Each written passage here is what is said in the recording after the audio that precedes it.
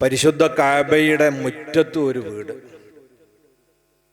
ആ വീടിന്റെ മുറ്റത്തുള്ള ഈന്തപ്പനയോല കഅബയിൽ വന്ന് മുട്ടും. അത്രയും അടുത്ത വീടാ. അന്നൊരു ദിവസം തുബ്ബ രാജപരമ്പരയിലെ അവസാനത്തെ കണ്ണി യമന് കേന്ദ്രീകരിച്ച് വലിയ സാമ്രാജ്യം പടുത്തുയർത്തിയ ഒരു ഭരണകൂടമാണവർ. അദ്ദേഹം പരിവാരങ്ങളോടൊന്നിച്ച് വിശുദ്ധ കഅബയിലേക്ക് സന്ദർശനത്തിന് വന്നു. പോകാനൊരുങ്ങിയ സമയത്ത് രാജാവ് പറഞ്ഞു, ഹജറുൽ അസ്വദ് ഞാനങ്ങ് കൊണ്ടുപോവാ, അതെനിക്ക് വേണം. അത് തടയാനോ പറ്റില്ല എന്ന് പറയാനോ അന്ന് മക്കയിൽ ഭരണ സംവിധാനങ്ങളൊന്നുമില്ല. ഇയാളാണെങ്കിലോ വലിയ ശക്തിയുള്ള രാജാവാണ്. ഇത് കേട്ട് മക്കക്കാര് എന്തു ചെയ്യണമെന്നറിയാതെ നടുങ്ങി നിൽക്കുമ്പോഴാണ് കഅബയുടെ മുറ്റത്തെ വീട്ടിൽ നിന്ന് ഖുവൈലിദ് ബിൻ അസദ് എന്ന് പേരുള്ള ഒരു ചെറുപ്പക്കാരൻ ഇറങ്ങി വന്നുകൊണ്ട് പറഞ്ഞു, എന്റെ മയ്യത്തിന്റെ മേലെ ചവിട്ടിയല്ലാതെ ഹജറുൽ അസ്വദ് ഇവിടെ നിങ്ങൾക്ക് എടുക്കാൻ പറ്റൂല. അദ്ദേഹത്തിന്റെ സധീരമായ ചെറുത്തുനിൽപ്പ് കാരണം തുബ്ബൈ രാജാവ് പിന്തിരിഞ്ഞു. ആ ഖുവൈലിദ് ബിൻ അസദ് എന്ന വ്യക്തിയാണ് സയ്യിദത്തുന ബീബി ഖദീജ റളിയല്ലാഹു അൻഹായുടെ പ്രിയപ്പെട്ട പിതാവ്. അദ്ദേഹത്തിന്റെ സഹോദരനാണ് Amr bin Asad, Naufal bin Asad. ആ നൗഫലിന്റെ മകനാണ് വറഖത്ത് ബിൻ നൗഫൽ എന്നു പേരുള്ള നബി സല്ലല്ലാഹു അലൈഹി വസല്ലമ തങ്ങൾക്കും ഖദീജ ബീവിക്കുമൊക്കെ ഒരുപാട് മാർഗദർശകനായി പല രംഗത്തും പ്രത്യക്ഷപ്പെട്ട വ്യക്തി. ആ കുടുംബത്തിലെ ബീവി ഖദീജ റളിയല്ലാഹു അൻഹ എന്ന പെൺകുട്ടി മുത്തുനബി സല്ലല്ലാഹു അലൈഹി വസല്ലം തങ്ങളുടെ ഭാര്യയായി വരുന്നത് നമ്മളൊക്കെ അറിഞ്ഞതുപോലെ 40-ാമത്തെ വയസ്സിലും അന്ന് നബി സല്ലല്ലാഹു അലൈഹി വസല്ലമക്ക് 25-ാമത്തെ വയസ്സുമാണ്. പല ആളുകളും 6 വയസ്സുള്ളപ്പോൾ നബി സല്ലല്ലാഹു അലൈഹി വസല്ലം തങ്ങൾ ആയിഷ ബീവിയെ കല്യാണം കഴിച്ചു എന്നത് വലിയ ചർച്ചയാക്കാറുണ്ട്. സത്യത്തിൽ അന്ന് 6 വയസ്സുമല്ല, അതിനു മുമ്പും കഴിക്കലുണ്ട്. ചെറിയ കുട്ടിയായപ്പം തന്നെ പെൺകുട്ടിയാന്ന് പറഞ്ഞാൽ അപ്പൻ നിക്കാഹ് ചെയ്തിടുന്ന സ്വഭാവമുണ്ട്. നമ്മൾ ഇപ്പോഴത്തെ കൺസെപ്റ്റ് എന്ന് പറഞ്ഞാല് നിക്കാഹ് കഴിയാന്ന് പറഞ്ഞാൽ നമ്മൾ പിന്നെ കുറച്ചുകൂടി അങ്ങോട്ടാ ചിന്തിക്കുക. ആദ്യ രാത്രി അതിന് തുടർന്നുള്ള കാര്യങ്ങളൊക്കെയാണ് ആലോചിക്കുക. അന്നങ്ങനല്ല, നിക്കാഹ് ചെയ്തിടുക എന്ന് പറഞ്ഞാൽ അതൊരു ചടങ്ങാണ്.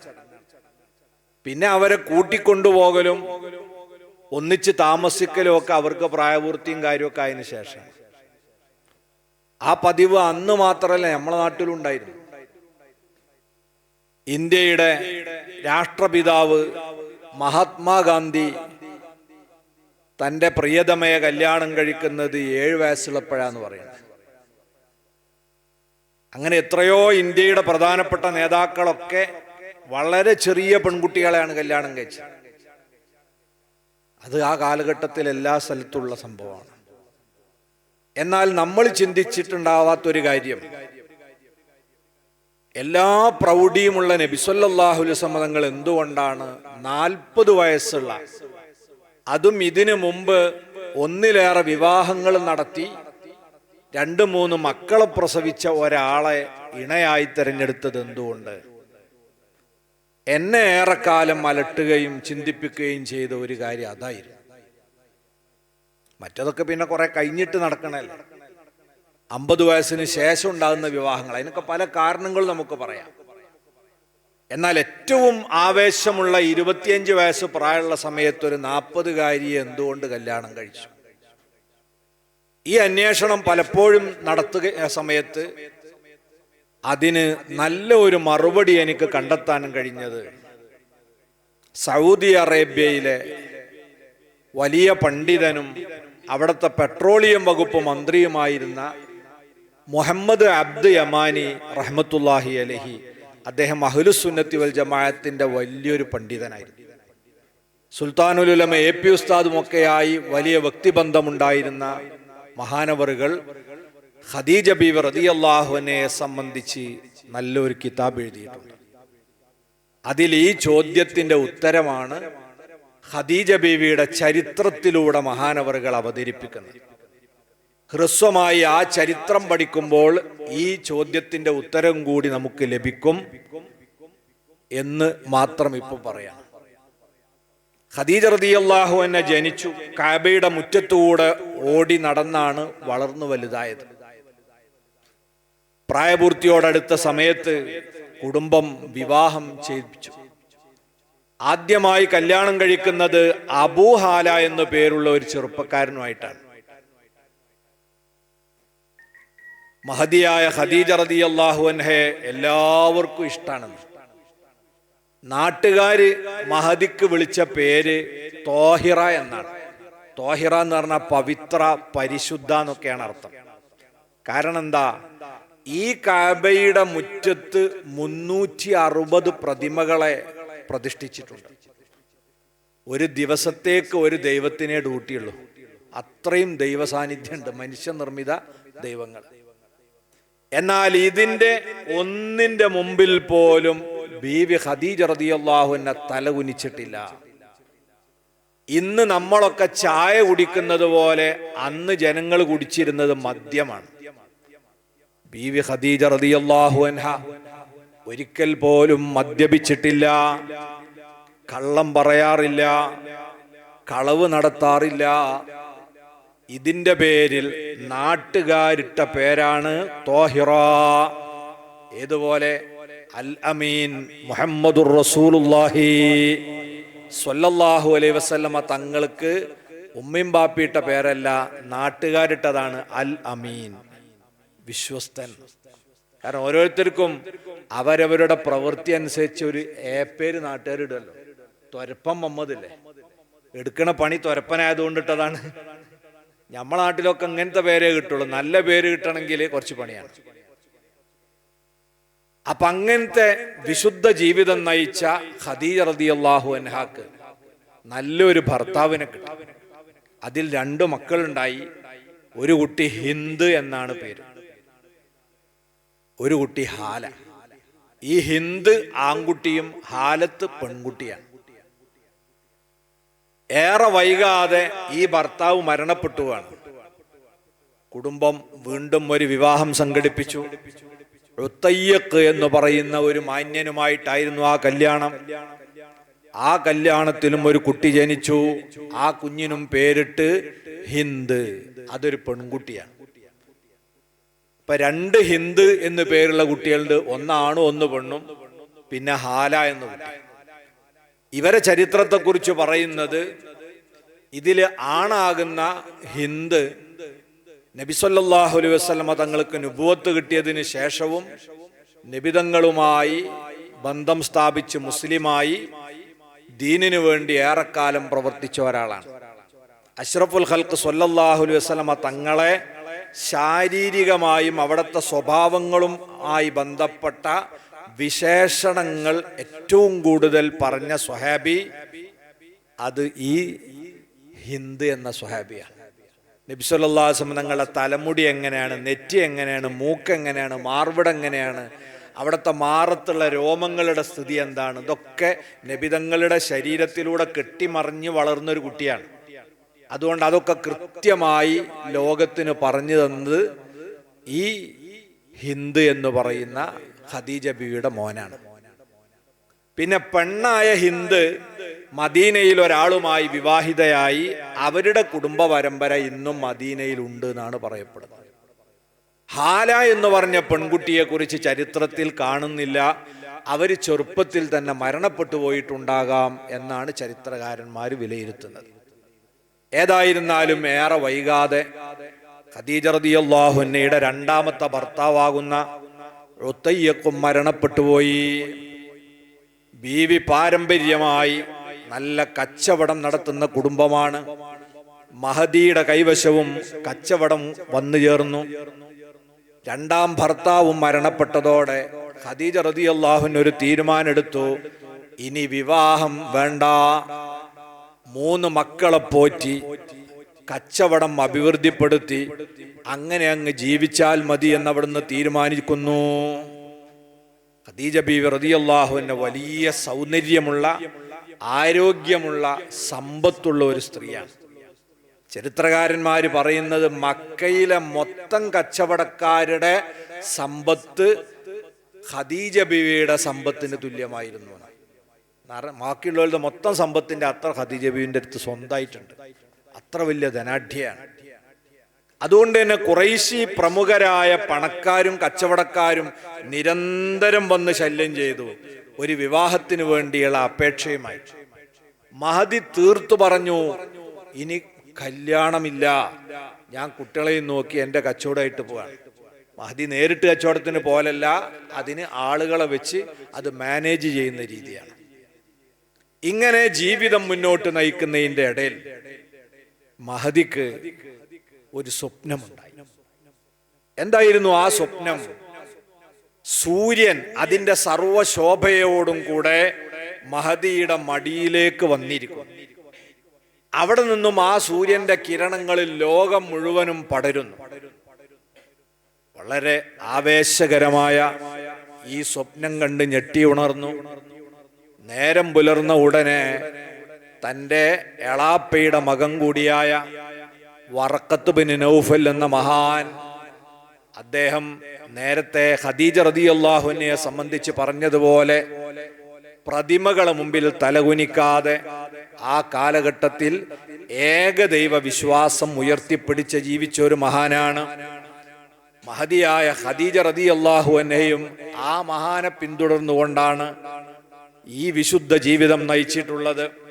അതുകൊണ്ട് തന്നെ വറഖത്ത് ബിൻ നൗഫലാകുന്ന എളാപ്പയുടെ മകൻ തൻ്റെ ആങ്ങളെയാണ്. അവരടുത്തേക്ക് ഓടിച്ചെന്നുകൊണ്ട് തൻ്റെ സ്വപ്നത്തെക്കുറിച്ച് പറഞ്ഞപ്പോൾ മഹാൻ ആ സ്വപ്നത്തെ വ്യാഖ്യാനിച്ചുകൊണ്ട് പറഞ്ഞത്, പ്രിയപ്പെട്ട ഖദീജ, ഞാൻ പ്രതീക്ഷിക്കുന്നത് ഇത് നുബുവ്വത്തിന്റെ പ്രകാശമാണ്. അന്ത്യദൈവദൂതർ വരാനുള്ള എല്ലാ ലക്ഷണങ്ങളും ഒത്തൊരു കാലാണ്. ആ അന്ത്യപ്രവാചകന്റെ ഭാര്യയായി ഖദീജ മാറാനുള്ള സാധ്യതയാണ് ഈ സ്വപ്നത്തിലൂടെ ഞാൻ കാണുന്നത് എന്ന് ഖദീജ റളിയല്ലാഹു അൻഹയോട് പറഞ്ഞു. അന്നു മുതൽ ഖദീജ ബീവി റളിയല്ലാഹു അൻഹ ചിന്തിക്കാൻ തുടങ്ങി, എന്നാൽ എനിക്ക് അങ്ങനെ അന്ത്യപ്രവാചകർ വരുമെങ്കിൽ അവരെ ഭാര്യയായി മാറും. അതിനുവേണ്ടി അവരിങ്ങനെ മനസ്സിൽ ആഗ്രഹിച്ചു എന്ന് മാത്രമല്ല, സർവശക്തനായ റബ്ബിനോട് ദുആ ചെയ്യാൻ വേണ്ടി പ്രത്യേകം കഅബയുടെ മുറ്റത്തേക്ക് പോയി. അവിടെ നിന്ന് തവാഫ് നിർവഹിച്ചു. എൻ്റെ സ്വപ്നം അത് സത്യമായി സാക്ഷാത്കരിച്ചു തരണേ എന്ന് മനസ്സുരുകി പ്രാർത്ഥിച്ചു.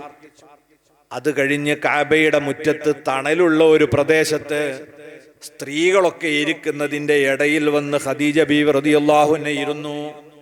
ആ സമയത്താണ് മൂസാ നബി അലൈഹിസ്സലാമിന്റെ മതം സ്വീകരിച്ച ഒരു പുരോഹിതൻ വന്നുകൊണ്ട് അവിടുന്ന് പറയുന്നു, ഓ ഖുറൈശി പെൺകുട്ടികളെ, അന്ത്യപ്രവാചകർ വരാറായിട്ടുണ്ട്.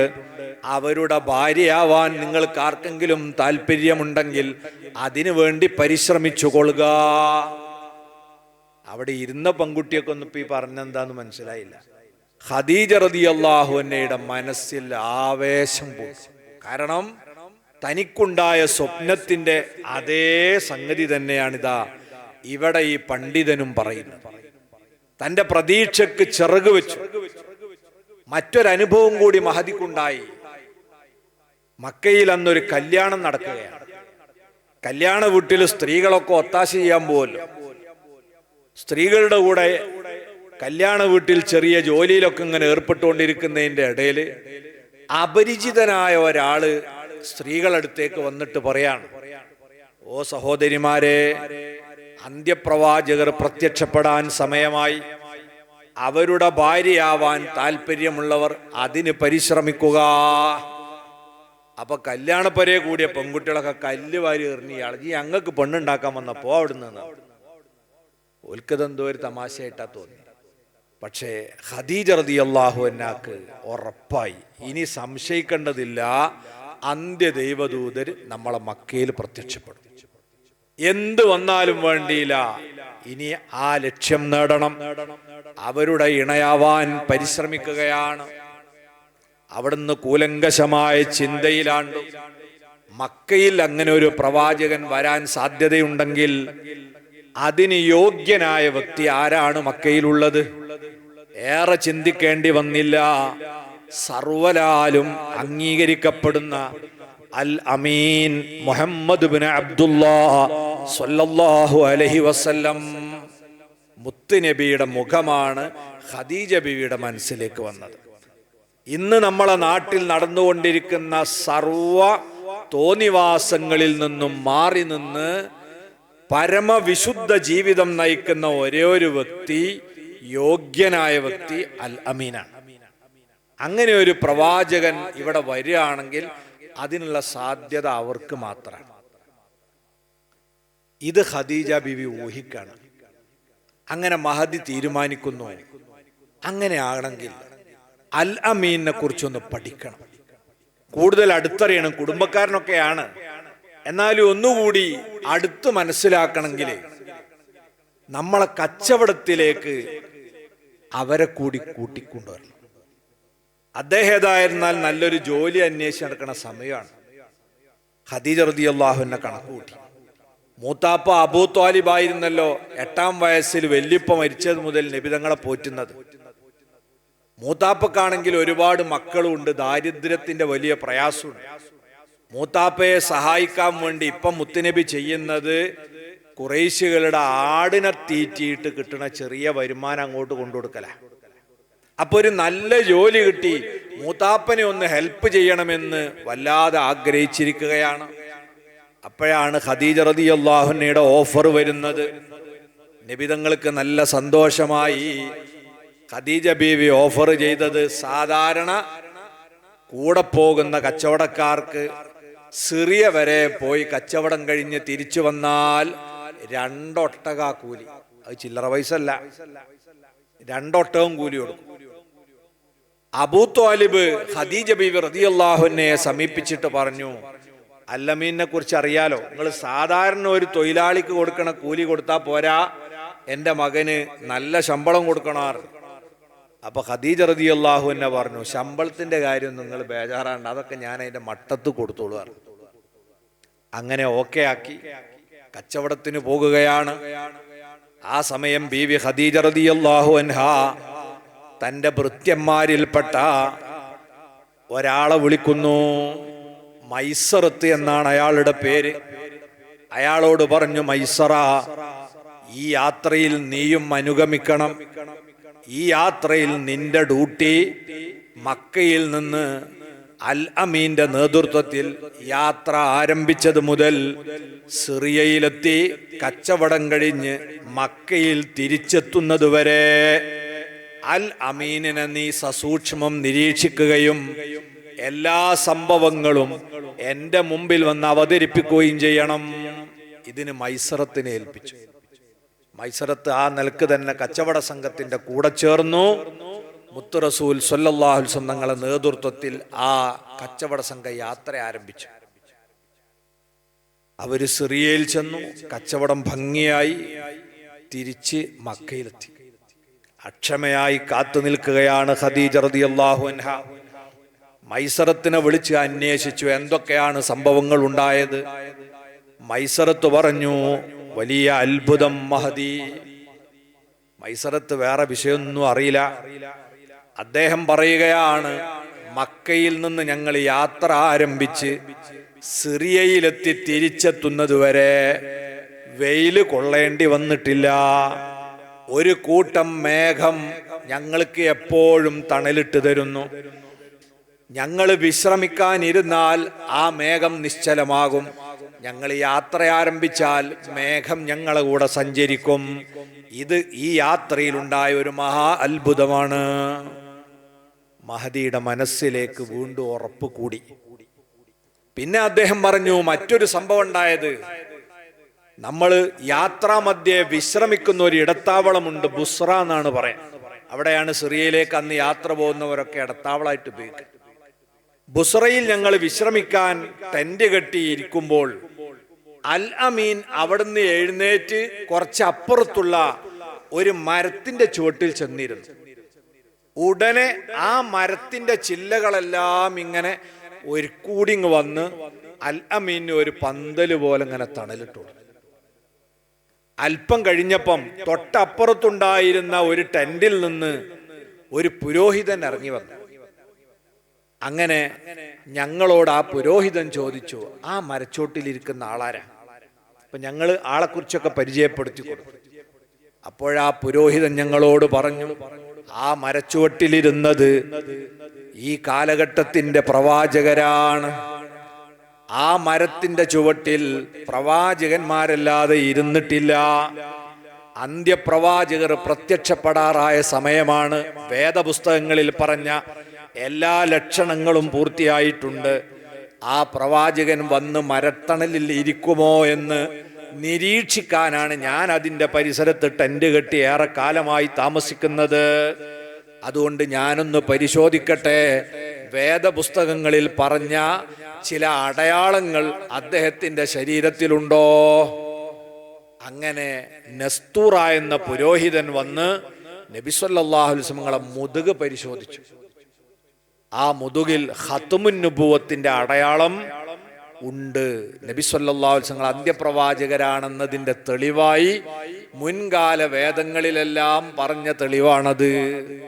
അല്ലാഹു പറഞ്ഞല്ലോ പരിശുദ്ധ ഖുർആനിൽ തന്നെ, വല്ലദീന ആതൈനാഹുമുൽ കിതാബ യഅരിഫൂനഹു കമാ യഅരിഫൂന അബ്നാഅഹും.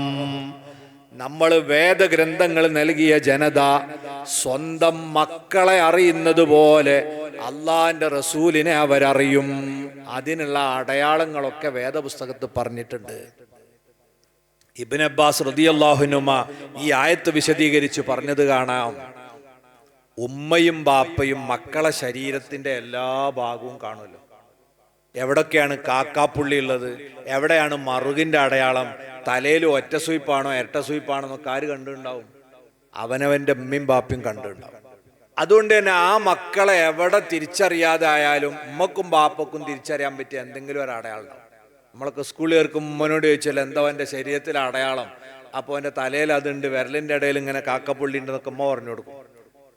അതുപോലെ നബി സല്ലല്ലാഹു അലൈഹി വസല്ലമ തങ്ങളെ സംബന്ധിച്ച് അവിടുത്തെ ശരീരത്തിലുള്ള അടയാളങ്ങൾ വരെ വേദഗ്രന്ഥങ്ങളിൽ പറഞ്ഞിട്ടുണ്ട്. നസ്തൂറ അത് കണ്ടതോടുകൂടി പറഞ്ഞു, ഇതാണ് അന്ത്യപ്രവാചകർ, യാതൊരു സംശയവും വേണ്ട. മൈസറത്ത് ഈ വാർത്ത ബീവിയോട് പറഞ്ഞതോടെ അവരെ മനസ്സകത്തിൽ സന്തോഷത്തിന്റെ തുടി കൊട്ടുകയാണ്. മൂന്നാമതായി അവർ പറഞ്ഞു, കച്ചവടത്തിന്റെ ലാഭം 1 ദിർഹമിന് 3 ദിർഹം തോതിലാണ് ലാഭം കിട്ടിയത്. സാധാരണ നമ്മളെ ഇരട്ടിക്കരട്ടി ലാഭം എന്നൊക്കെ പറയാം, അതപ്പോ വലിയ ലാഭം അല്ലെ, കിട്ടിയതിന്റെ ഇരട്ടി കിട്ടാൻ. എന്നാൽ ഇത് 3 ഇരട്ടിയാ ലാഭം. ആൾക്കാർ ഇങ്ങോട്ട് വന്നിട്ട് നമ്മൾ പറയണതിനേക്കാൾ കൂടുതൽ വില തന്നിട്ട് വാങ്ങാണ്. വമ്പിച്ച ലാഭം ഉണ്ടായിട്ടുണ്ട്. ബീവി പിന്നെ ഒന്നും ആലോചിച്ചില്ല. നമ്മൾ തേടിയ വള്ളിയാണ് ഇപ്പൊ കാലിൽ ചുറ്റിയത്. ഇനി ഒരൊറ്റ ആശ പൂർത്തിയായി കിട്ടണം, എങ്ങനെങ്കിലും അൽ അമീന്റെ ഇണയാവണം. പക്ഷേ അതിനെക്കുറിച്ച് ചിന്തിക്കുമ്പോഴാണ് ഇത് സംഭവിച്ചു കിട്ടുമോ എന്ന ആശങ്ക. കാരണം തൻ്റെ പ്രായം 40ലേക്ക് കടക്കുകയാണ്. മക്കള് 3 ഉണ്ട്. ഇതിനു മുമ്പ് 2 കെട്ട് കഴിഞ്ഞതാണ്. അൽ അമീൻ ഫ്രഷാണ്, ഇതുവരെ ഒരു വിവാഹം നടത്തിയിട്ടില്ല. മക്കയിലെ എല്ലാ പെൺകുട്ടികളും ആഗ്രഹിക്കുന്ന ചെറുപ്പക്കാരനാണ്, ഏറ്റവും മുന്തിയ തറവാട്ടുകാരനാണ്, ഏറ്റവും ലോകസുന്ദരനാണ്. ഇങ്ങനെയുള്ള ഒരു ചെറുപ്പക്കാരനെ വിധവയായ ഞാൻ വിവാഹാന്വേഷണം നടത്തിയാൽ അത് നടക്കുമോ? ഒരാശങ്ക. അങ്ങനെ വിഷമിച്ചിരിക്കുമ്പോ തോഴിമാര് ചോദിച്ചു, അല്ല ബീവി കുറച്ചായല്ലോ, നിങ്ങളെന്തോ ഭയങ്കര ടെൻഷന്? അപ്പം മഹദി അത് തുറന്നു പറയാൻ തീരുമാനിച്ചു. ടെൻഷൻ മറ്റൊന്നല്ല, ഇങ്ങനെയൊക്കെ ഒരു സംഭവമുണ്ട്. അൽ അമീനുമായിട്ട് ഒരു കല്യാണം റെഡിയായി കിട്ടിയ സന്തോഷമായിരുന്നു. അപ്പൊ അവര് പറഞ്ഞു, ഞങ്ങളൊന്ന് മുട്ടിയോക്കാറിഞ്ഞു, ഞങ്ങൾ ചോദിച്ചു നോക്കിയാറ്. അങ്ങനെ ആ തോഴിമാരാണ് നബി സല്ലല്ലാഹു അലൈഹി വസല്ലം തങ്ങൾ എന്ന 25-കാരൻ്റെ അടുത്ത് വന്ന് ചോദിക്കണം, അല്ല നിങ്ങൾക്കൊരു കല്യാണമൊക്കെ കഴിക്കണ്ടേ? അപ്പൊ നബിതങ്ങൾ പറഞ്ഞു, കല്യാണമൊക്കെ വേണം, അതിനൊക്കെയുള്ള ചെലവിനൊക്കെ ഉള്ള പൈസയും കാര്യമൊക്കെ വേണ്ടേ, അപ്പോഴല്ലേ കല്യാണം കഴിക്കാൻ പറ്റുള്ളൂ. അപ്പൊ ഈ പെൺകുട്ടികൾ പറഞ്ഞു, പിന്നെ അതൊക്കെ തരുന്ന ഒരു ഭാര്യയാണെങ്കിൽ നിങ്ങൾക്ക് നിന്നൂടെ എന്ന് വെച്ചു. അതാരാ അങ്ങനത്തെ ഒരാളെന്ന് വെച്ചു? അത് ഖദീജ ബീവിയാണ്. അപ്പൊ നബി സല്ലല്ലാഹു അലൈഹി വസല്ലം പറഞ്ഞു, അത് പറ്റുമോ? അവര് വലിയ പണക്കാരിയല്ലേ, ഞാനൊരു പാവപ്പെട്ടയാളല്ലേ, അതൊക്കെ ഞങ്ങൾ ശരിയാക്കാന്ന് അവര് പറഞ്ഞു. നബി സല്ലല്ലാഹു അലൈഹി വസല്ലങ്ങൾക്ക് എതിർപ്പില്ല എന്ന വിവരം ഖദീജ ബീവിക്ക് കിട്ടിയതോടെ മൂത്താപ്പ അബൂ ത്വാലിബിനെ വിവരം അറിയിച്ചു.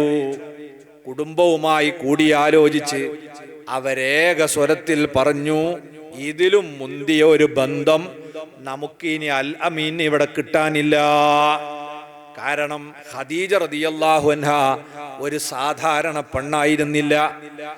അവർക്ക് പ്രായം 40ഓടടുത്തിട്ടുണ്ടെങ്കിലും ഒരു 17-കാരിയുടെ സൗന്ദര്യമുണ്ടായിരുന്നു, വലിയ ബുദ്ധികൂർമ്മതയുണ്ടായിരുന്നു. അന്ന് മക്കയിലെ ഏറ്റവും വലിയ സമ്പന്നയാണ്, ഏറ്റവും മുന്തിയ തറവാട്ടുകാരിയാണ്. എല്ലാ നിലക്കും അൽ അമീന് യോജിച്ച ഇണ തന്നെയാണ്. ഇത് നമ്മൾ ഒഴിവാക്കണ്ട, നമുക്കിത് നടത്താം. അവരെല്ലാവരും ഏകസ്വരത്തിൽ പറഞ്ഞു. അപ്പോൾ അത് തീരുമാനമായപ്പോ അസൂയക്കാരുണ്ട്. കാരണം കുറെ ആൾക്കാർ കുറെ ആയാലും ഇങ്ങനെ നടക്കണ്, ഒന്ന് മുട്ടിനോക്കിയത് ശരിയാവോ എന്ന് പറഞ്ഞ് പലരും പല പ്രാവശ്യം വന്നു പോയാലുണ്ട്. അവര് ആരോപണമായിട്ട് വന്നു. എന്താണ് ആരോപണം? സദാചാരപരമായ ആരോപണം നബിതങ്ങൾക്കെതിരെയോ ഖദീജ ബീവിക്കെതിരെയോ ഉന്നയിക്കാൻ ആർക്കും കഴിയൂല. കാരണം അത്രയും ജനസമ്മതിയുള്ള വിശുദ്ധരാണ് അവർ. പിന്നെ ആകെയുള്ള ആരോപണം എന്താ? ഇപ്പം ഖദീജ പെട്ടുപോയി. എന്താ പെട്ടത്? ഇതുവരെ മക്കയിലെ വലിയ വലിയ പണക്കാരൊക്കെ ഒന്ന് വിവാഹാലോചന നടത്തിയപ്പോൾ ഞാൻ കെട്ടണില്ല എന്ന് നിന്ന് ഇപ്പൊ കിട്ടിയതാരെ? കയ്യിൽ ഒരു ഈപ്പില്ലാത്ത ഒരു ദരിദ്രനെയാണ്. ഇതാ പോലെ ആരോപണം. ഖദീജ റളിയല്ലാഹു അൻഹ അത് മനസ്സിൽ വെച്ചു. കല്യാണത്തിന് തീയതി കുറിച്ചു. അബൂ ത്വാലിബിന്റെ നേതൃത്വത്തിൽ നബിതങ്ങളെ കുടുംബക്കാര് വിവാഹത്തിന് പുറപ്പെട്ടു.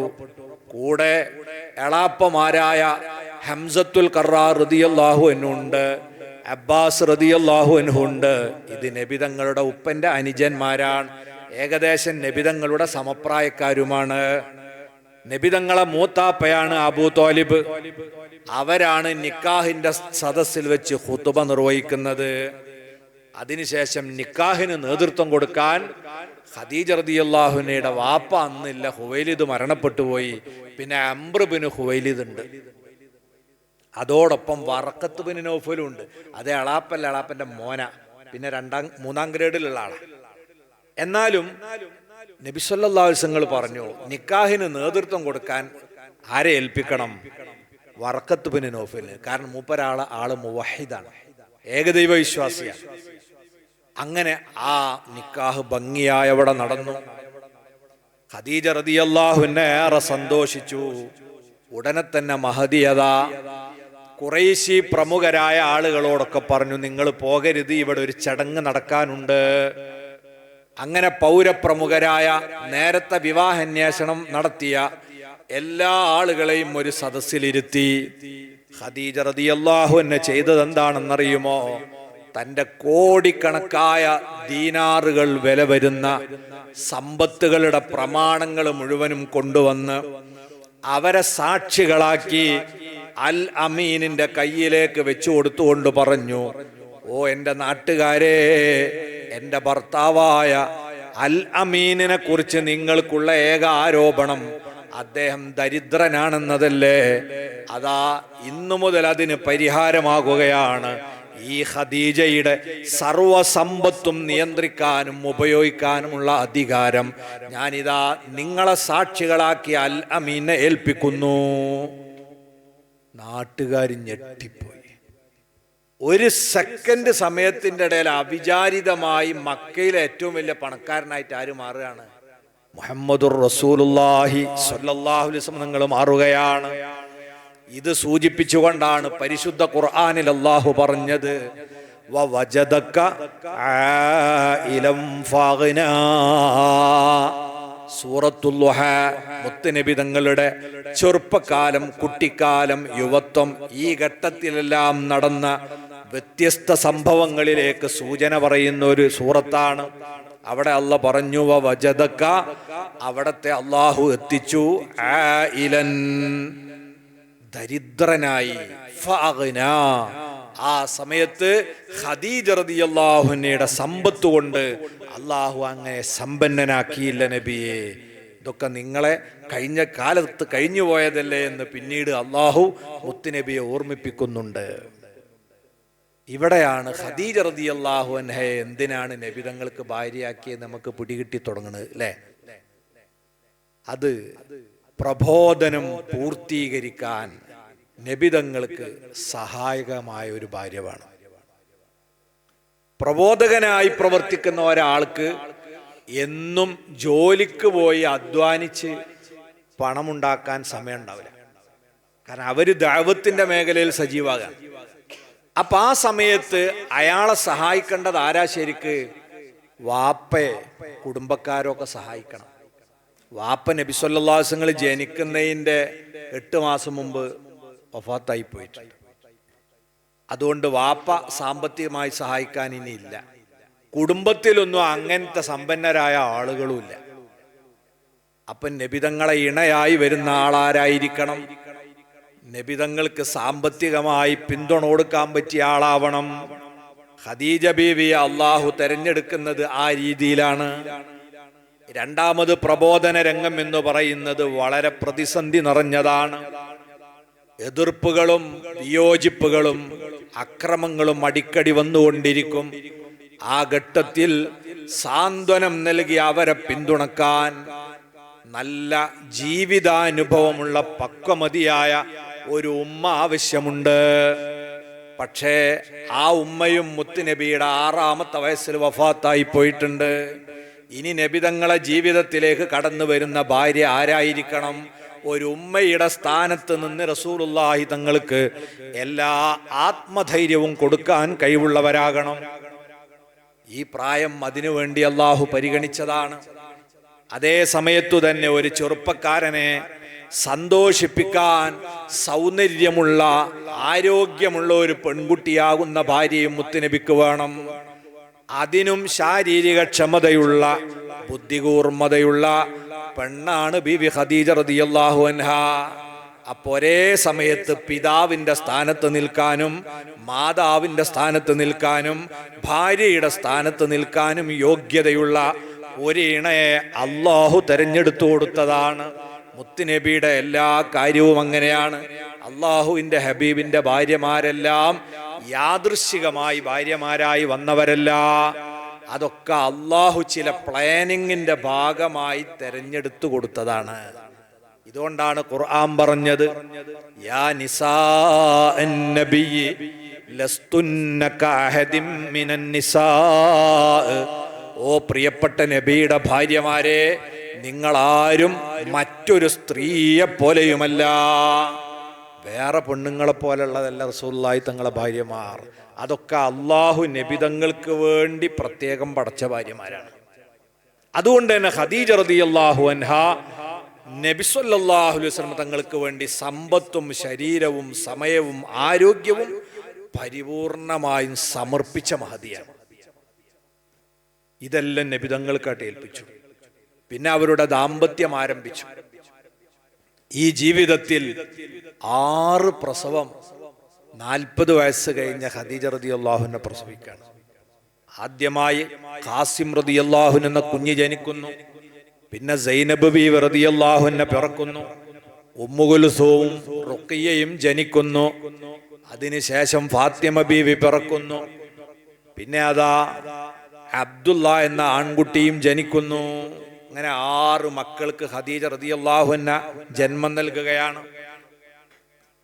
നബിതങ്ങൾക്ക് ഈ സമ്പത്തൊക്കെ കൊടുത്തിട്ട് പിന്നെ ചരിത്രത്തിൽ ഒരിടത്തും അള്ളാന്റെ റസൂൽ കച്ചവടത്തിന് പോയതായി കാണുന്നില്ല. അവിടെ നമ്മൾ നോക്കേണ്ടത് എന്തേ നബിതങ്ങൾ പിന്നെ കച്ചവടത്തിനൊന്നും പോകാഞ്ഞത്? നബി സല്ലല്ലാഹു അലൈഹി വസല്ലം തങ്ങളെ അള്ളാഹു സൃഷ്ടിച്ചത് കച്ചവടം ചെയ്ത് പൈസ ഉണ്ടാക്കാനല്ല. അത് എളാപ്പനൊന്ന് മൂത്താപ്പനെ സഹായിക്കാൻ വേണ്ടി ഒരു ജോലിക്ക് പോയതാണ്. നബിതങ്ങളെ അള്ളാഹു തആല പടച്ചത് ദീനിന്റെ പ്രബോധകനായി, അന്ത്യപ്രവാചകനായിട്ടാണ്. അതാണ് ഉത്തരവാദിത്വം. അത് നിർവഹിക്കാൻ ആവശ്യമായ സമ്പത്ത് ഖദീജ റളിയല്ലാഹു അൻഹ ഈ ഘട്ടത്തിൽ കൊടുത്തു. നബി സല്ലല്ലാഹു അലൈഹി വസല്ലം ആ സമ്പത്ത് ചെലവഴിക്കാൻ തുടങ്ങി. നല്ല കാര്യങ്ങൾക്ക് വേണ്ടി മാത്രം ചെലവാക്കും. കുടുംബത്തിലും നാട്ടിലുമുള്ള പാവപ്പെട്ടവർക്ക് യഥേഷ്ടം കൊടുക്കും. ഖദീജ റളിയല്ലാഹു അൻഹ ഒരു എതിർപ്പും കാണിക്കും. നമ്മൾ അറിയേണ്ടത് ഒരു ഭാര്യ എത്രമാത്രം നബിതങ്ങൾക്ക് സമർപ്പിതയായിരുന്നു എന്നതിന്റെ തെളിവ് ഖദീജ ബീവി നമ്മൾ കാണാം. മഹദി ഇത്രയും സമ്പത്ത് കൊടുത്തിട്ട് ഏതെങ്കിലും ഒരു ഘട്ടത്തിൽ ഞാൻ ഇത്ര പണം തന്നിട്ട് അതൊക്കെ എന്താക്കി നിങ്ങളെന്നൊരു ചോദ്യം ചോദിച്ചോ? നിങ്ങളൊക്കെ ഒന്ന് ആലോചിച്ചു. നിങ്ങൾ പെണ്ണുങ്ങളെ മോതിരെടുത്തിനോ? മാലെടുത്തു പോയിണോ? എടുത്തു പോയിട്ടില്ലെങ്കിൽ ഇപ്പൊ ഇങ്ങനെ സ്വർണത്തിന് വില കൂടെ വേഗം വാങ്ങിക്കൊടുത്തോളേ, എടുത്തു പോയോലുണ്ടെങ്കിൽ. അല്ലെങ്കിൽ ഉറക്കത്തിൽ ഉരുട്ടുപോലും. പിന്നെ നിങ്ങൾ ആ വളം എന്നാ എടുത്തു തരാന്ന് ചോദിക്കും. ഇപ്പൊ വില ഇങ്ങനെ കൂടുകയാണെന്നറിയാം. ഇത്രയും സമ്പത്ത് മുത്തുനബിക്ക് അങ്ങോട്ട് ഏൽപ്പിച്ചു കൊടുത്തിട്ട് അതിനെപ്പറ്റി പിന്നെ ഖാ എന്നൊരു വാക്ക് ഖദീജ റളിയല്ലാഹു അൻഹ പറഞ്ഞിട്ടില്ല. ഇതുപോലത്തെ ഒരു സ്ത്രീയെ ലോകത്ത് നമുക്ക് കാണാൻ പറ്റൂല. അതാണ് നബി സല്ലല്ലാഹു അലൈഹി വസല്ലം നിങ്ങൾക്ക് അള്ളാഹ് തെരഞ്ഞെടുത്തു വെച്ച ഭാര്യയായിരുന്നു എന്ന് പറയുന്നത്. പിന്നീടതാ നബിതങ്ങൾ എന്നാണ് ഔദ്യോഗികമായി പ്രവാചകനായി വരിക, ഇത് മാത്രം ലക്ഷ്യം വെച്ച് കൂടെ ജീവിക്കാണ് ഖദീജ റളിയല്ലാഹു അൻഹ. തന്റെ മക്കളെ പോറ്റിയ പിന്നെ ബീവി ഇങ്ങനെ കച്ചവടത്തിലേക്കൊന്നും ശ്രദ്ധല്ല. റസൂലുള്ളാഹിന്റെ മക്കളെ പോറ്റുന്നു. അതോടൊപ്പം തന്നെ മൂത്താപ്പ നബിതങ്ങളെ കുട്ടിക്കാലത്ത് പോറ്റിയതിന് പകരം മൂത്താപ്പന്റെ ഒരു മോനെ റസൂലുള്ള ദത്തെടുത്തു. ആ കുട്ടിയാണ് അലി റളിയല്ലാഹു അൻഹു. ആ അലി തങ്ങളെയും പോറ്റുന്നത് ആര് തന്നെയാണ്? ഖദീജ ബീവിയാണ്. അതേപോലെ നബിതങ്ങളെ അമ്മായി ഉണ്ട് സഫിയ റളിയല്ലാഹു അൻഹ. ആ സഫിയ ബീവിയെ കെട്ടിയിരുന്നത് ഖദീജ റളിയല്ലാഹു അൻഹയുടെ ബന്ധുവായിരുന്നു അവ്വാം. ആ അവ്വാം എന്നവർക്കുണ്ടായ കുട്ടിയാണ് സുബൈർ ഇബ്നുൽ അവ്വാം. ഈ സുബൈർ എന്ന കുട്ടി 2 വയസ്സ് പ്രായമുള്ള സമയത്താണ് പിതാവ് മരണപ്പെട്ടു പോകുന്നത്. ആ കുഞ്ഞിനെയും ഏറ്റെടുക്കുകയാണ്? ഖദീജ റളിയല്ലാഹു അൻഹ ഏറ്റെടുക്കുകയാണ്. ഖദീജ ബീവിന്റെ വീട്ടില് സ്വന്തം 6 മക്കൾക്ക് പുറമെ ഇപ്പൊ 2 എത്തീം കുട്ടികൾ, ഒരു എത്തീം കുട്ടി വരികയാണ്. അതിന്റെ കൂടെ പിന്നെ അലി എന്ന കുട്ടി വരികയാണ്. അതിനും പുറമെയാണ് സയ്യിദ് ബിൻ സാബിത്ത് എന്ന് പറയുന്ന റസൂലുള്ളാഹി തങ്ങളെ പോറ്റുപുത്രൻ. ഈ മക്കളൊക്കെ നോക്കണാരാ? ഖദീജ ബീവി റളിയല്ലാഹു അൻഹ. അങ്ങനെ ഒരു നല്ല കുടുംബിനിയായി നബി സല്ലല്ലാഹു അലൈഹി വസല്ലം കൂടെ ജീവിതം നയിക്കുന്നു. അവിടുന്ന് പ്രതീക്ഷിക്കുന്നത് ആ നുബുവത്ത് കിട്ടുന്ന ദിവസത്തെയാണ്. അങ്ങനെ നബിതങ്ങൾക്ക് 40 വയസ്സോട് അടുത്ത പ്രായമായി. മക്കയിൽ നടക്കുന്ന അരാജകത്വത്തിനെതിരെ, ഏകദൈവ വിശ്വാസത്തിന് വിരുദ്ധമായ ചിന്താധാരക്കെതിരെ അവിടുന്ന് പ്രതിഷേധിക്കുകയും സംസാരിക്കുകയും ചെയ്യാറുണ്ട്. അങ്ങനെ അതാ ഈ സാമൂഹിക വ്യവസ്ഥക്കെതിരെ മനം നൊന്ത് ഇടക്കിടക്ക് അവിടുന്ന് വിജനമായ പ്രദേശത്ത് പോയിരിക്കും. കൂട്ടത്തിൽ ഹിറാ പർവ്വതത്തിന്റെ ശിഖരത്തിലേക്ക് കയറിപ്പോയി അതിന്റെ മുകളിലുള്ള ഗുഹയിലിരുന്ന് കാബയിലേക്ക് തിരിഞ്ഞിരുന്ന് അവിടുന്ന് പ്രാർത്ഥന നടത്തിക്കൊണ്ടിരിക്കും. ഇതൊക്കെ കാണുമ്പോൾ ഖദീജ ബീവിന്റെ മനസ്സിൽ ഇങ്ങനെ പ്രതീക്ഷ കൂടുകയും അതിനിങ്ങനെ സഹായം ചെയ്തു കൊടുക്കുകയും ചെയ്യണം. നബിതങ്ങൾ ചില ദിവസങ്ങൾ വരൂല, ദിവസങ്ങളോളം കുന്നിന്റെ മേലെ നിൽക്കും. അപ്പൊ ഖദീജ റളിയല്ലാഹു അൻഹ എന്താ ചെയ്യാറ്? നിങ്ങള് ഇവിടുന്ന് ഭക്ഷണം കൊണ്ടിട്ട് കുന്ന് കയറി അവിടെ കൊടുത്തു പോരും. ഇവിടെ നിങ്ങൾ ആലോചിക്ക്, ഖദീജ ബീവി അല്ലാത്ത ഒരു 15,000-നെയാണ് നബിതങ്ങൾ കെട്ടിയതെങ്കിൽ ഈ കുന്നുമ്മ കയറി പോകാൻ സമ്മതിക്കോ? ഭയങ്കര എതിർപ്പ് പ്രകടിപ്പിക്കും. മാത്രമല്ല, നിങ്ങളെങ്ങാനും ആ കുന്നുമെന്ന് എന്തെങ്കിലും കണ്ട് പേടിച്ചുകൊണ്ട് വരും, ഞാൻ തിരങ്ങെക്കെന്ന് അറിയില്ലേ, ഭക്ഷണമായിട്ട് അടുവോ? ഇല്ല. ഇതൊക്കെ നേരത്തെ അറിയണ മനസ്സിൽ ധാരണ ഉള്ള ഒരു ഭാര്യ ആയതുകൊണ്ടാണ് ഇതിനിങ്ങനെ പിന്തുണ കൊടുക്കുന്നത്. അങ്ങനെ അള്ളാഹിന്റെ റസൂൽ സ്വല്ലല്ലാഹു അലൈഹി വസല്ലം തങ്ങൾക്ക് 40 വയസ്സും 6 മാസവും 6 ദിവസവും പിന്നിട്ടു. ആ ഘട്ടത്തിലാണ് നസലൽ മലക്കു ജിബ്രീൽ അലൈഹിസ്സലാത്തു വസ്സലാം ഇറങ്ങി വരുന്നു. ആദ്യമായി ഇഖ്റ ബിസ്മി റബ്ബിക്കല്ലദീ ഖലഖ് ഖലഖൽ ഇൻസാന മിൻ അലഖ് എന്ന് തുടങ്ങുന്ന 5 സൂക്തങ്ങൾ അവതരിപ്പിച്ചു കൊടുക്കുന്നു. അഷ്റഫുൽ ഖൽഖ് സ്വല്ലല്ലാഹു അലൈഹി വസല്ലം തങ്ങൾക്ക് ആദ്യം തന്നെ ലഭിച്ച വഹിയാണത്. വായനക്കുള്ള ആഹ്വാനമാണ്, പഠനത്തിനും അന്വേഷണത്തിനുമുള്ള പ്രോത്സാഹനമാണ്. പഠനവും അന്വേഷണവുമൊക്കെ ആത്യന്തികമായി ലക്ഷ്യം വെക്കേണ്ടത് എന്തുകൊണ്ട് എന്ന ചിന്തയിലൂടെയാവണം. അത് നേരെ എത്തിച്ചേരേണ്ടത് ഈ പ്രപഞ്ചത്തിന്റെ സ്രഷ്ടാവിലേക്കായിരിക്കണം. ഈ സൂചനകളെല്ലാമുള്ള ആയത്തുകൾ അവതരിപ്പിച്ച് ദൗത്യമേൽപ്പിച്ചു കൊടുത്തു. അള്ളാഹിന്റെ ഹബീബ് പേടിച്ചരണ്ട് അതാ ഇറങ്ങി വരുന്നു. സമ്മിലൂനി സമ്മിലൂനി, എന്നെ പുതപ്പിട്ട് മൂടൂ, എനിക്ക് വല്ലാതെ വിറക്കുന്നു. എന്തിനാ നബി തങ്ങൾ പേടിച്ച് വിറച്ചത്? ജിബ്രീൽ അലൈഹിസ്സലാമിനെ കണ്ട് ഞെട്ടിയതൊന്നുമല്ല, പിന്നെയോ ഈ ദൗത്യത്തെക്കുറിച്ചുള്ള ചിന്തയാണ്. ഇനിയൊരു പ്രവാചകൻ ഇവിടെ വരാനില്ല.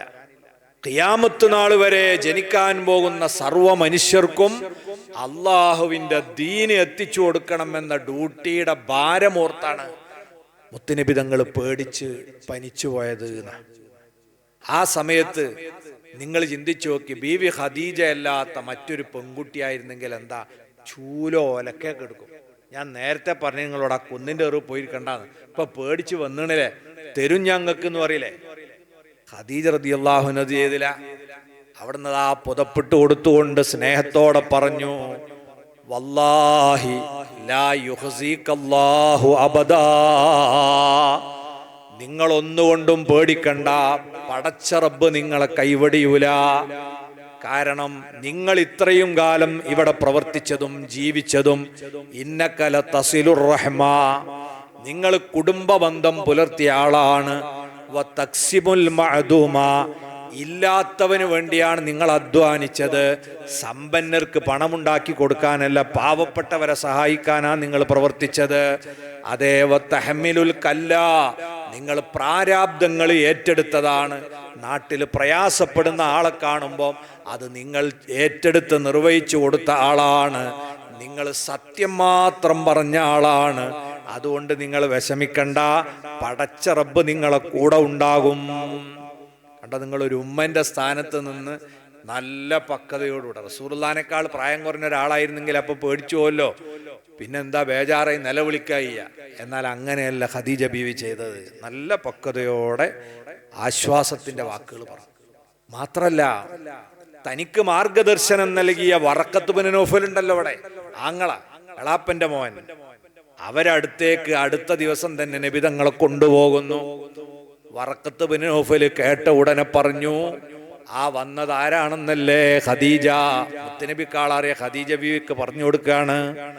അത് മഹാനായ മൂസാ നബി അലൈഹി സ്വലാമിന്റെ അടുത്ത് വന്നിരുന്ന നാമൂസ് എന്നറിയപ്പെടുന്ന, അഥവാ ജിബ്രീൽ അലൈഹിസ്സലാം എന്ന പ്രവാചകരാണ്, അള്ളാഹുവിന്റെ ദൂതരാണ്. ആ മലക്കാണ് വഹിയുമായിട്ട് വന്നത്. അപ്പം നമ്മൾ നേരത്തെ പറഞ്ഞ സംഗതി സാക്ഷാത്കരിച്ചിരിക്കുകയാണ്. ബീവിക്ക് വലിയ സന്തോഷായി. അതേ സമയത്ത് മഹാനായ വറഖത്ത് ബിൻ നൗഫൽ ആ ഘട്ടത്തിൽ പറഞ്ഞു, പ്രിയപ്പെട്ട തങ്ങളെ, നിങ്ങളെ നാട്ടുകാര് നിങ്ങളെ ഇവിടുന്ന് പുറത്താക്കും. അന്ന് ആരോഗ്യമുള്ള ഒരു ചെറുപ്പക്കാരനായി ഞാൻ ഇവിടെ ഉണ്ടാകുകയാണെങ്കിൽ നിങ്ങൾക്ക് അങ്ങേയറ്റത്തെ സഹായം ഞാൻ ചെയ്യും. അപ്പൊ അള്ളാഹിന്റെ റസൂൽ ചോദിച്ചു, അല്ല എന്റെ നാട്ടുകാരെന്നെ ഇവിടുന്ന് പുറത്താക്കുവോ? വറഖത്ത് ബിൻ നൗഫൽ പറഞ്ഞു, നബിയേ, ഈ ദൗത്യവുമായി വന്ന മുഴുവൻ പ്രവാചകന്മാരും നാട് വിട്ട് ഹിജറ പോകേണ്ടി വന്നിട്ടുണ്ട്. അത് നിങ്ങൾക്കും ഉണ്ടാകും. അതിലൊന്നും നിങ്ങൾ പരിഭ്രമിക്കണ്ട, പതറണ്ട. അതൊക്കെ നിങ്ങളുടെ വിജയത്തിലാണ് കലാശിക്കുക.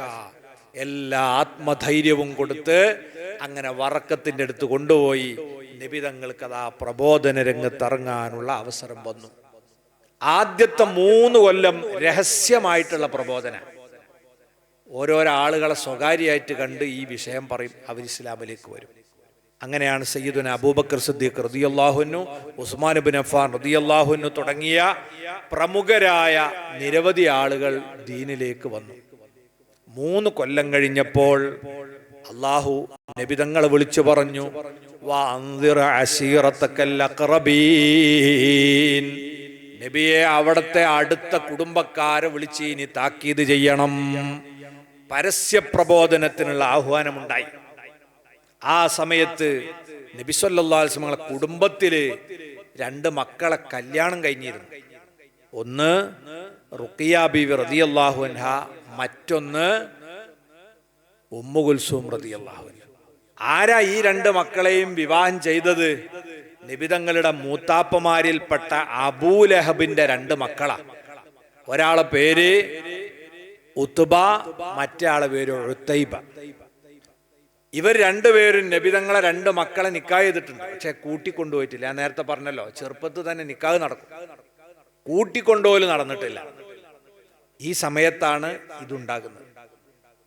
അള്ളാഹുവിന്റെ ആഹ്വാനം വന്ന ഉടനെ അഷ്റഫുൽ ഖൽഖ് സ്വല്ലല്ലാഹു അലൈഹി വസല്ലം ജബൽ അബീ ഖുബൈസിന്റെ മുകളിൽ കയറി. ഇന്ന് മക്കയിൽ പോയവർക്കറിയാം, സൊഫാ കുന്നിന്റെ പിറകിലുള്ള രാജാക്കന്മാരെ കൊട്ടാരം നിലനിൽക്കുന്ന ഉയർന്ന കുന്നാണ് ജബൽ അബീ ഖുബൈസ്. അതിന്റെ മേലെ കയറി നിന്നുകൊണ്ട് നബിതങ്ങൾ ഓരോ കുടുംബക്കാരുടെയും പേര് വിളിച്ചു. ഞൊടിയിട കൊണ്ട് ആ കുന്നിന്റെ താഴ്വാരത്ത് മുഴുവനും പ്രവാചകന്റെ വ്യത്യസ്ത കുടുംബക്കാര് വന്നുകൂടി. അൽ അമീനല്ലേ ആ വിളിച്ചിരിക്കുന്നത്? എല്ലാരും തടിച്ചുകൂടി. അപ്പോഴതാ നബി സല്ലല്ലാഹു അലൈഹി വസല്ലം ചോദിച്ചു, ഞാൻ ചോദിക്കട്ടെ, ഈ കുന്നിന്റെ പിറകിലൂടെ നിങ്ങളെ ആക്രമിക്കാൻ ഒരു സേന വരുന്നുണ്ടെന്ന് ഞാൻ പറഞ്ഞാൽ നിങ്ങൾ അത് വിശ്വസിക്കുമോ? കുടുംബക്കാര് പറഞ്ഞു, ഞങ്ങൾ എന്തിനെ അവിശ്വസിക്കണം? മാ ജറബ്നാ മിൻക ഇല്ലാ സിദ്ഖാ, ഇന്ന് വരെ താങ്കളിൽ നിന്ന് സത്യമല്ലാത്ത ഒന്നും ഞങ്ങൾ അനുഭവിച്ചിട്ടില്ലല്ലോ. കള്ളം പറയുന്ന ശീലം അവിടത്തേക്കില്ലല്ലോ. അതുകൊണ്ട് ഞങ്ങൾ അത് വിശ്വസിക്കും. അപ്പൊ നബി സല്ലല്ലാഹു അലൈഹി വസല്ലം തങ്ങൾ പറഞ്ഞു, എന്നാൽ അതിനേക്കാൾ ഗൗരവമുള്ള ഒരു സത്യം പറയാനാണ് ഞാൻ നിങ്ങളെ വിളിച്ചു ചേർത്തത്. നമ്മളെല്ലാം അള്ളാഹുവിന്റെ ഭൂമിയിൽ വസിക്കുന്നവരാണ്. നമ്മെ സൃഷ്ടിച്ചത്, ഈ പ്രപഞ്ചത്തെ പടച്ചത് അല്ലാഹു സുബ്ഹാനഹു വ തആലയാണ്. അവൻ നമ്മളെ വെറുതെ പടച്ചു വിട്ടതല്ല. ഈ ദുനിയാവ് ഒരു പരീക്ഷാ ഹാളാണ്. നമ്മളെ ഈ ജീവിതം അല്ലാഹു രേഖപ്പെടുത്തുന്നുണ്ട്. നമ്മൾ മരണപ്പെട്ടു കഴിഞ്ഞാൽ നമുക്കൊരു പുനർജന്മം വരാനുണ്ട്. അന്ന് ഈ ജീവിതത്തെക്കുറിച്ച് വിചാരണ നടത്തി അള്ളാഹുവിനെ അംഗീകരിച്ച് ജീവിച്ചവർക്ക് സ്വർഗം ലഭിക്കും, അല്ലാത്തവർക്ക് നരകമുണ്ടാവും. ഈ സുവിശേഷം പറയാനും താക്കീത് ചെയ്യാനും അള്ളാഹു നിയോഗിച്ച പ്രവാചകരാണ് ഞാൻ. ഈ സത്യം നിങ്ങൾ അംഗീകരിക്കണം. ഇത് നബിതങ്ങൾ അവതരിപ്പിച്ചപ്പോൾ സദസ്സിലുണ്ടായിരുന്ന ബന്ധുക്കൾക്കിടയിൽ സമ്മിശ്ര പ്രതികരണം ഉണ്ടായി. നല്ലൊരു വിഭാഗം ആളുകൾ പറഞ്ഞു, ജീവിതത്തെക്കുറിച്ചുള്ള നല്ലൊരു ലക്ഷ്യബോധമുള്ള ഒരു സംസാരമാണല്ലോ അദ്ദേഹം അവതരിപ്പിച്ചത്. അത് കാര്യമുള്ള കാര്യമാണല്ലോ. അല്ലെങ്കിൽ നമ്മൾ ജീവിക്കുന്നതിന് എന്താ അർത്ഥമുള്ളത്? കുറെ ഇവിടെ ജീവിച്ച് അങ്ങ് മരിച്ചു, പിന്നെ ഒന്നുമില്ല. ഇവിടെ കുറെ ആൾക്കാരെ കൊന്നോന് യാതൊരു ശിക്ഷയില്ല, കൊള്ളയടിച്ചോന് ശിക്ഷയില്ല. അപ്പൊ നീതിയുടെ ഒരു ലോകം വേണ്ടേ? ആൾക്കാരുടെ ഇടയിൽ ചിന്തയായി, ചർച്ചയായി. ആ കൂട്ടത്തില് അബൂലഹബ് എന്ന് പറയുന്ന മൂത്താപ്പ വേറെ റൂട്ടിലൂടെ ചിന്തിച്ച ആൾക്കറിയാം, അൽ അമീൻ കുട്ടിക്കാലം മുതൽ അത്ഭുത ബാലനായി വളർന്ന ആളാണെന്നുള്ളത് അനുഭവിച്ചറിഞ്ഞ ആളാണല്ലോ മൂത്താപ്പ.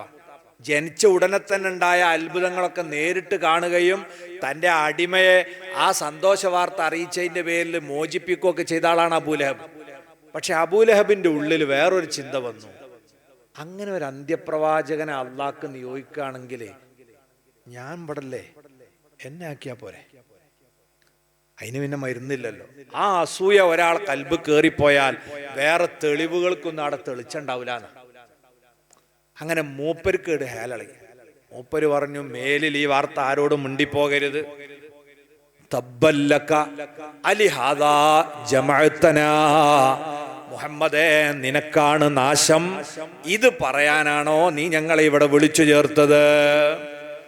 അഷ്റഫുൽ ഖൽഖ് സ്വല്ലല്ലാഹു അലൈഹി വസല്ലമ തങ്ങളെ അധിക്ഷേപിച്ചാ പിന്നെ അള്ളാഹ്ക്ക് സഹിക്കൂല.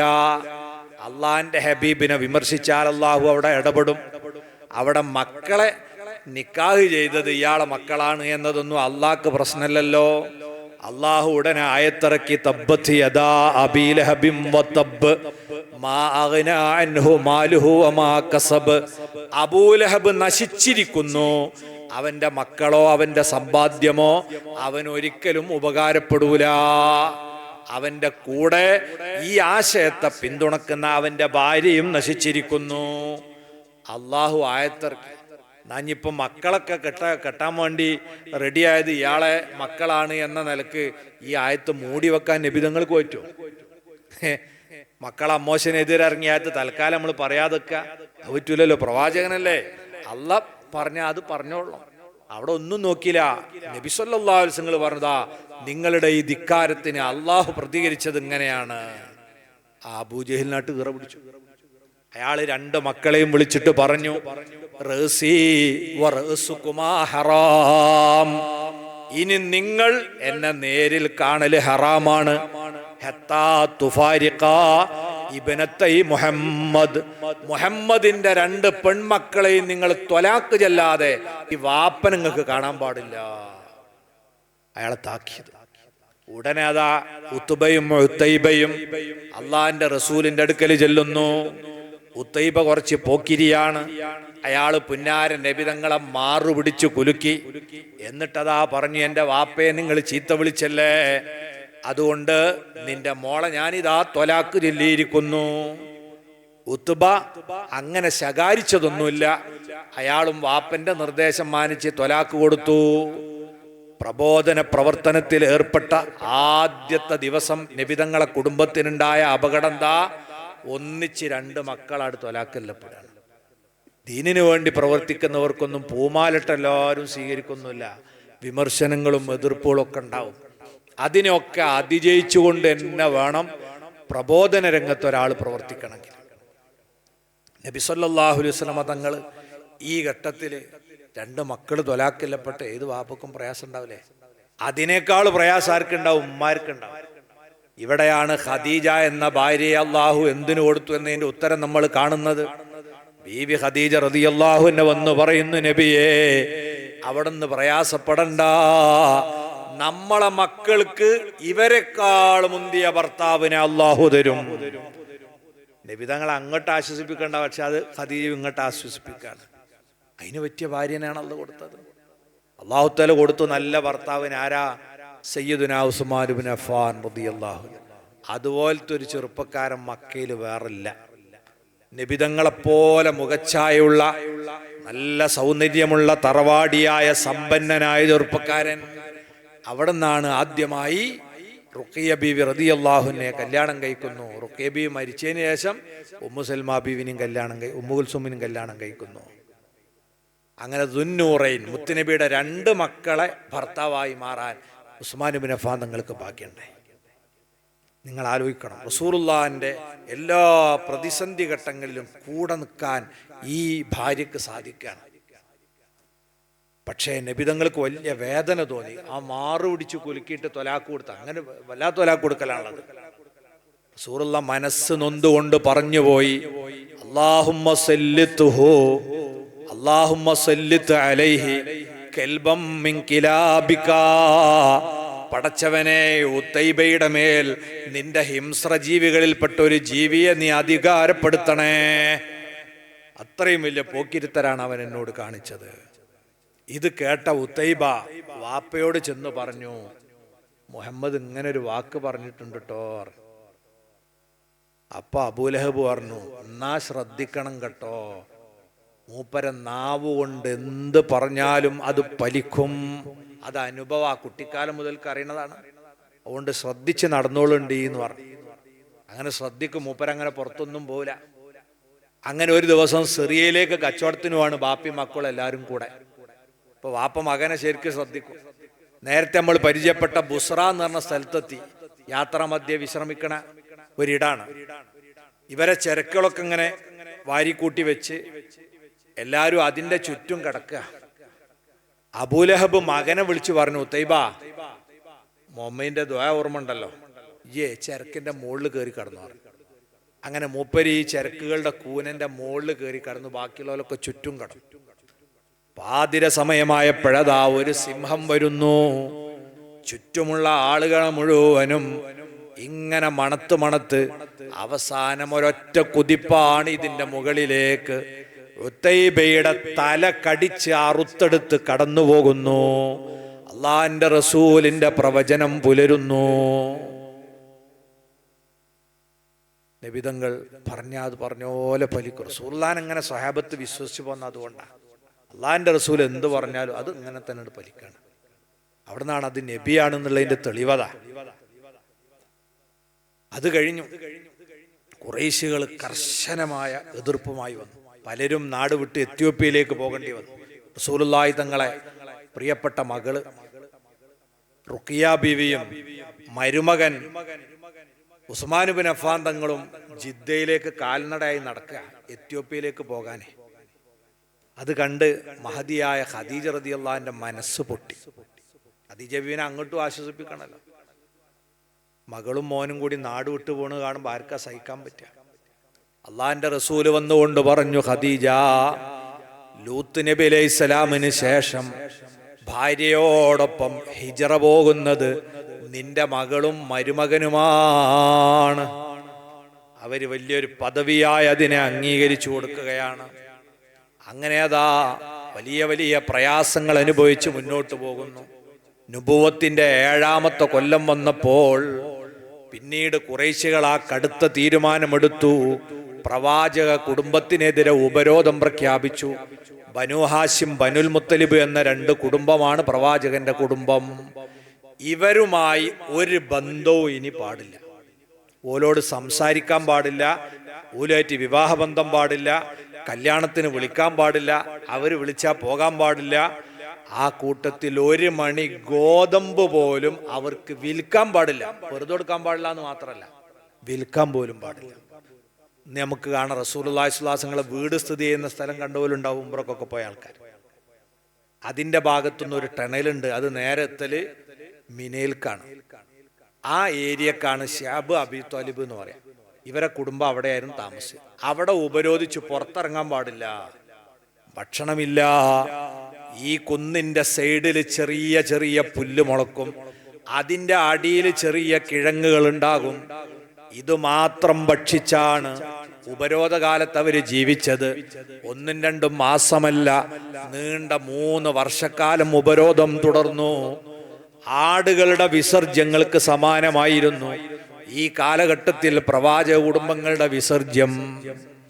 ഖുറൈശികൾ ഒരു വിട്ടുവീഴ്ചയ്ക്കും തയ്യാറായില്ല.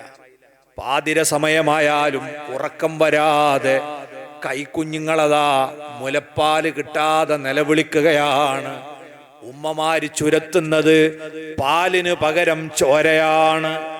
വിശന്ന കുട്ടികളുടെ കൂട്ടക്കരച്ചിൽ മക്കയുടെ എല്ലാ അഷ്ടദിക്കുകളിലും പ്രതിധ്വനി മുഴക്കുകയാണ്. അവസാനം ഇത് കേട്ട് സഹികെട്ട ഒരു പറ്റം ചെറുപ്പക്കാര് രംഗത്തിറങ്ങി ഖുറൈശികളെ കൂട്ടത്തുനിന്ന് തന്നെ അവര് നേതാക്കളോട് പറഞ്ഞു, ഇതെന്ത് ക്രൂരതയാണ്, നമ്മൾ ഖുറൈശികൾ വലിയ അഭിമാന ബോധമുള്ളവരല്ലേ, പലരുമായി നമ്മൾ യുദ്ധം നടത്തിയിട്ടുണ്ട്, യുദ്ധ തടവുകാരെ പിടിച്ചു കെട്ടിയിട്ടുണ്ട്, എന്നിട്ടും അവർക്കൊക്കെ മാന്യമായി ഭക്ഷണം കൊടുത്ത പാരമ്പര്യമല്ലേ നമുക്കുള്ളത്, ഇവര് നമ്മളെ ബന്ധുക്കളല്ലേ, അവരെ പട്ടിണിടുന്നത് ശരിയല്ലല്ലോ എന്ന് ശക്തമായ പ്രതിഷേധമുയർന്നപ്പോൾ നബുവത്തിന്റെ 10ാമത്തെ കൊല്ലം ഇവര് റമളാൻ മാസത്തിന്റെ തുടക്കത്തിൽ ഈ ഉപരോധം പിൻവലിക്കാൻ തീരുമാനിച്ചു. അപ്പോൾക്ക് 3 കൊല്ലായിരുന്നു. എന്നാൽ നമ്മൾ അറിയണം, ബീവി ഖദീജ റളിയല്ലാഹു അൻഹയുടെ കുടുംബത്തിനെതിരെ ഉപരോധം ഉണ്ടായിരുന്നില്ല. അള്ളാഹിന്റെ റസൂല് ഖദീജ ബിയോട് പറഞ്ഞു, ബീവി, നിങ്ങൾ ഇവിടെ വന്നിട്ട് പട്ടിണി നടക്കണ്ട, നിങ്ങളെ കുടുംബത്തിൽ പോയിക്കോളി. പക്ഷേ അള്ളാഹിന്റെ ഹബീബിന് വേണ്ടി ജീവിതം സമർപ്പിച്ച മഹദി അതിന് കൂട്ടാക്കിയില്ല. ഞാൻ അങ്ങയുടെ കൂടെ പട്ടിണി കിടക്കാൻ റെഡിയാണ് നബിയെ. ക്ഷീണിച്ച് പരവശയായി എല്ലും തോലുമായി ആ റമളാൻ മാസം അവിടത്തേക്ക് ക്ഷീണം വർദ്ധിക്കുകയാണ്. റമളാനിന്റെ 10ാമത്തെ ദിവസം മഹദിയായ ഖദീജ റളിയല്ലാഹു അൻഹാ ഈ ലോകത്തോട് വിട പറയുന്നു. അള്ളാന്റെ റസൂലിന് കുടുംബത്തില് എല്ലാ പ്രതിസന്ധി ഘട്ടങ്ങളിലും ആശ്വാസമായത് ഖദീജയുടെ സാന്നിധ്യമായിരുന്നെങ്കിൽ അത് വിട പറഞ്ഞപ്പോൾ അവിടുത്തെ മനസ്സ് വല്ലാതെ വേദനിച്ചു. മുത്തുനബി തന്നെ ജനാസ കൈകാര്യം ചെയ്തു. അവസാനം ജന്നത്തുൽ മുഅല്ലയിൽ കൊണ്ടുപോയി അവിടുന്ന് തന്നെ ഖബറിലേക്ക് ഇറങ്ങി ആ മഹദിയെ ഖബറിൽ വെച്ച് ഖബറടക്കം പൂർത്തീകരിക്കുകയാണ്. ഈ സമയത്ത് ശരീരം മുഴുവനും മറക്കാൻ വലുപ്പമുള്ള ഒരു കഫൻ പുടവ പോലും ബാക്കി ഉണ്ടായിരുന്നില്ല. ബീവിയുടെ സമ്പത്ത് മുഴുവനും അള്ളാന്റെ റസൂലിന് വേണ്ടി, ദീനിനു വേണ്ടി ചെലവഴിച്ചു പോയിരുന്നു. ഇതെന്തൊരു വലിയ ഭാഗ്യമാണ്. അള്ളാന്റെ ഹബീബ് സല്ലല്ലാഹു അലൈഹി വസല്ലം തങ്ങൾ ആ ദുഃഖം സഹിക്ക വയ്യാതെ ഇരിക്കുന്നതിന്റെ ഇടയിലാണ് അതേ റമളാനിൽ തന്നെ 2 ദിവസം കഴിഞ്ഞ് പുറത്ത് ശത്രുക്കളുടെ ഏത് എതിർപ്പുണ്ടായാലും നബിതങ്ങൾക്ക് തടസ്സം നിന്ന് സംരക്ഷണം കൊടുത്ത മൂത്താപ്പ അബൂ ത്വാലിബും മരണപ്പെടുന്നു. 2 ഇടവിട്ട ദിവസത്തിൽ. അള്ളാന്റെ ഹബീബിന്റെ ജീവിതത്തിൽ ഏറ്റവും ദുഃഖം നിറഞ്ഞ കൊല്ലമാണ് നബുവത്തിന്റെ 10ാം വർഷം. അതുകൊണ്ട് ചരിത്രകാരന്മാർ ആമുൽ ഹുസ്ൻ എന്നാണ് ഈ കൊല്ലത്തെ വിളിക്കുക, ദുഃഖവർഷം എന്നാണ്. നബി സല്ലല്ലാഹു അലൈഹി വസല്ലം അത് സഹിക്കാൻ പറ്റുന്നതായിരുന്നില്ല. ഇതോടെ ശത്രുക്കളുടെ അക്രമം പിന്നെ വർദ്ധിക്കുകയാണ്. നബി സല്ലല്ലാഹു അലൈഹി വസല്ലം തങ്ങള് മരണം വരെ നബിതങ്ങൾക്ക് വേണ്ടി എല്ലാം അങ്ങോട്ട് സമർപ്പിച്ച് ആ മഹദിയെ കുറിച്ചുള്ള ഓർമ്മകളാണ് പിന്നെ നബിതങ്ങളെ വഴി നടത്തിയെന്ന് പറയാം. എല്ലാ സമയത്തും അവിടത്തെ കുറിച്ച് ഓർക്കും പറയും. ആ സ്നേഹത്തിനെ നമ്മൾക്ക് അളക്കാൻ പറ്റൂല.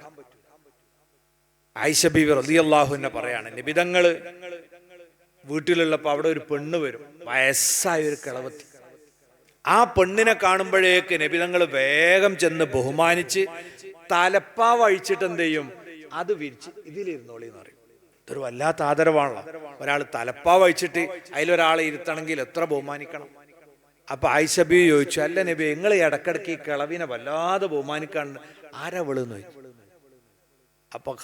അപ്പൊ മഹാനായ മുത്തുനബി പറയാണ്, ഖദീജ ബീവി റളിയല്ലാഹു അൻഹ ഉള്ള കാലത്ത് ഇവിടെ വരാറുള്ള പെണ്ണാണിത്. ഇതാണ് ആദരവിന്റെ കാരണം. നിങ്ങൾ ആലോചിച്ച് നോക്കണം. അപ്പൊ ഖദീജ ബീവിയോട് എത്രമാത്രം മുത്തുനബി സ്നേഹിച്ചിരുന്നു. അവരൊരു കൂട്ടുകാരിനെ ഈ മോഡൽ ആദരിക്കണം. നബി തങ്ങളെ മനസ്സിലെപ്പോഴും ബീവിയാണ്. ഒരിക്കലതാ ഖദീജ റളിയല്ലാഹു അൻഹയുടെ അനുജത്തിയുണ്ട്, ഹാല എന്ന ബീവി. അവര് വീട്ടിൽ വന്നു. അടുക്കളയിൽ നിന്ന് ആ ഹാലയുടെ ശബ്ദം നബിതങ്ങൾ പുറത്ത് കേൾക്കുകയാണ്. ഉടനെ നബിതങ്ങളതാ കൈ നെഞ്ചത്ത് വെച്ചുകൊണ്ട് പറഞ്ഞുപോയി, ഓ എന്റെ ഖദീജ. കാരണം ഈ ജ്യേഷ്ഠത്തി അഞ്ചത്തിമാർക്കൊക്കെ ഒച്ച ഒരുപോലെ ആയിക്കോല്ലോ അല്ലെ, ഏകദേശം ഒരേ ശബ്ദം ഉണ്ടാവും. ഏട്ടഞ്ചന്മാർക്കൊക്കെ അങ്ങനെ ഉണ്ടാവും. അപ്പൊ നബിതങ്ങൾ കേട്ട് ഓർമ്മ വന്നതാ. അഞ്ചത്തിന്റെ ശബ്ദം കേട്ടപ്പോ ഖദീജ ബീവിന് ഓർമ്മ വന്നു. അപ്പൊ അവിടെ പറഞ്ഞൂടെ എന്റെ ഖദീജ. അതൊരു വല്ലാത്ത സ്നേഹമാണ്. ആയിഷ ബീവി ഒരിക്കൽ പറയാണ്, നബിതങ്ങൾ വീട്ടിൽ നിന്ന് ഇങ്ങനെ ഇറങ്ങി പോവാണെങ്കിലേ ഇടക്കിടക്ക് പറയും, എന്റെ ഖദീജ ഉണ്ടായിനെങ്കിൽ, ഇപ്പം ഖദീജ ഉണ്ടായിനെങ്കിൽ ഇങ്ങനെ പറയും. അപ്പം ബീവി പറഞ്ഞു, ഒരിക്കലും എനിക്കവിടെ ദേഷ്യം പിടിച്ചു. അപ്പൊ ഞാൻ ചോദിച്ചു, അല്ല നബി, അതൊരു കിളവത്തിയല്ലേ, ഇനി വയസ്സായ ഒരു പെണ്ണ്. അല്ലാഹു തആല നിങ്ങൾക്ക് പകരം എന്താ നല്ല നല്ല ചെറുപ്പക്കാരികളായ ഭാര്യമാരെ തന്നിട്ടില്ലേ എന്ന് ഞാൻ പറഞ്ഞു.